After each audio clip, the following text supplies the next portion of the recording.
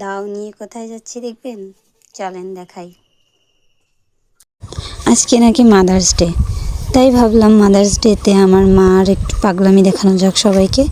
আমার মার এইসব টুকটাক পাগলামির সাথে আমরা তো পরিচিত, এখন একটু ফেসবুকের মানুষজনকে একটু না দেখালে আমার কেন জানি ভালো লাগতেছে না। তো যেতে যেতে দেখলাম আকাশটা খুবই সুন্দর, গাছে অনেক বড় বড় আম ধরছে। আম পাকার সময় তো হয়ে এলো, কদিন পর খাবো, সেটাও সবাইকে দেখাবো।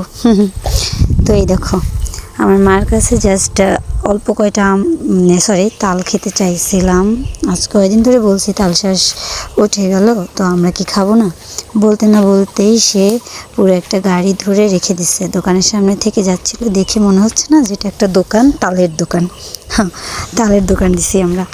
তো যাই হোক, তাল খেলাম আর অন্য একটা কাজ করতে আসছি। সেটা হচ্ছে আমার আব্বু আমাকে কোরবানির জামা কিনে দিছে, ঈদের জামা। তো এই দেখো, এটা যদিও বা এখন দেখাবো না, এটা ঈদের দিনই দেখতে পাবা। টাটা।